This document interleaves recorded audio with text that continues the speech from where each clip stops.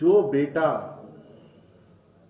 अपनी बाप का बात ना सुनता हो वो राज्य की जनता की बात क्या सुनेगा।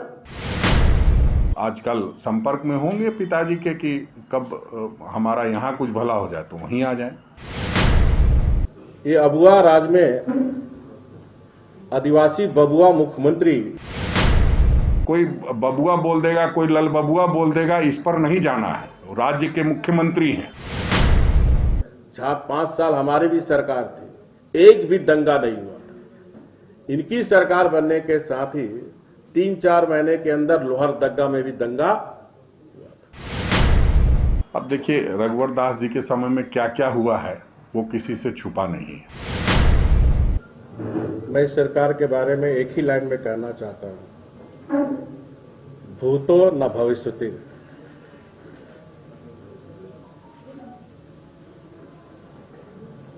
ऐसी सरकार झारखंड में न बनी थी और न भविष्य में बनेगी। रघुवर दास जी जो 2019 में जनता की मार पड़ी थी वो अब तक भूले नहीं हैं। और अब उनको ये लगने लगा है कि मीडिया में बने रहने से मुख्यमंत्री दोबारा बन जाएंगे। जो बेटा अपनी बाप का बात ना सुनता हो वो राज्य की जनता की बात क्या सुनेगा। जो कार्यकारी अध्यक्ष अपने राष्ट्रीय अध्यक्ष जी का बात नहीं सुनता, केंद्रीय अध्यक्ष जी का बात नहीं सुनता। आप लोग नहीं छापा था कि गुरु जी ने कहा 19 का 32 का खतियान लागू करना होगा। 2 साल हो गए, गुरु जी का बात मान रहे हैं हेमंत सोरेन जी। गुरु जी ने एक और अभी सोराय भवन जिसमें मामला चल रहा, जो जीएमएम का अधिवेशन हुआ था, गुरु जी ने कहा योजना बनाओ गांव में। हमने योजना बनाया था, गुरु जी का जो भी था हमने पालन किया था। आज तक कई योजना गांव में बना रहे हैं हेमंत सोरेन जी। तो जो बेटा जो गुरु जी के कारण आप गद्दी पाया हो, अपनी बाप को बात नहीं सुन रहा। और इस चापलूस लोग बैठे हुए जेएमएम के लोग खाली एक परिवार की भक्ति में लगे हुए, चापलूसी करके अपना पत्नी जो इलाहाबाद में पढ़ लिख रही थी काम, उसको लाके यहाँ जैक में नौकरी दे दिया। यहाँ जैक में नहीं था कोई, क्या यहाँ का झारखंड वासी कौन है जैक में? कौन कौन लोग हैं? कोई एक भी बताओ आदिवासी मूलवासी है जैक में, एक जेपीएससी में? झारखंड मुक्ति मोर्चा चापलूस लोग मुंह बंद रखो। रघुवर दास जब खोलेगा ना, क्या कियो गुरु जी के साथ झारखंड मुक्ति मोर्चा, थूकेगा संथाल की जनता। रघुवर दास जी को जब लगा कि मैं उनका बेटा बन करके जो है इस राज्य के लोगों को गुमराह करूं, उन्होंने वो भी प्रयास किया था, लेकिन लोगों ने ऐसे लोगों को नकार दिया, कहा कि धूर्त कभी बेटा नहीं हो सकता। और वो उनका घरेलू मामला है। और वो जो कहते हैं कि पिताजी की बात नहीं सुनते हैं, तो शायद अब आजकल संपर्क में होंगे पिताजी के कि कब हमारा यहाँ कुछ भला हो जाए तो वहीं आ जाए। तो संपर्क में होंगे तो उनको पता होगा ज़्यादा। ये बहुत हल्की बातें हैं, पूर्व मुख्यमंत्री को इस तरह की बातें नहीं करनी चाहिए। मेरा अभी से भी आग्रह है कि आप इन्हीं बतकही या बतौलेबाजी के कारण सत्ता से सड़क पर आ गए हैं। अब कम से कम अपने में गंभीरता लाइए। आप मुख्यमंत्री थे, आप उस पद पर गंभीरता नहीं ला पाए, तो अब क्या लाएंगे? एक पद की गरिमा का ख्याल रखते हुए कोई बात करना चाहिए।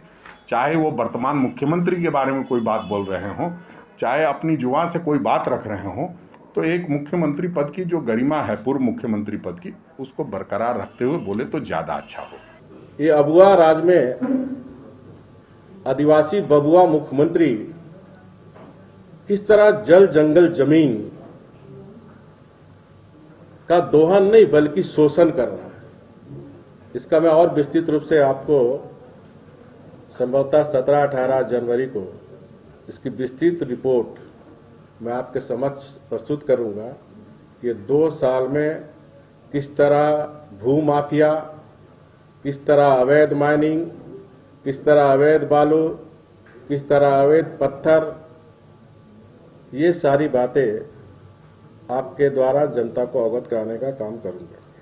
अरे अब कोई बबुआ बोल देगा, कोई लल बबुआ बोल देगा, इस पर नहीं जाना है। राज्य के मुख्यमंत्री हैं, बोलने से कोई छोटा बड़ा नहीं हो जाता।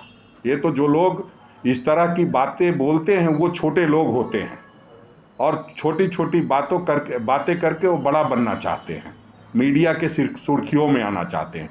जितनी मेहनत आकर के प्रेस कॉन्फ्रेंस के लिए करते हैं, उतनी मेहनत अगर फील्ड में किए होते तो अपने ही मंत्री से चुनाव नहीं हारे होते।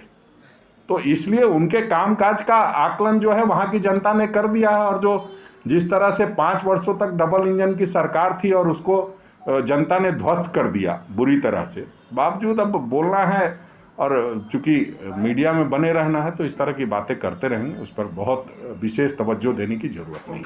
और आपने देखा 2 वर्ष की इसकी उपलब्धि में सरकार बनने के साथ ही 1.5 महीने के अंदर किस तरह 7 आदिवासियों का नरसंहार, झारखंड अलग राज्य होने के बाद नरसंहार की घटना कभी नहीं हुई थी।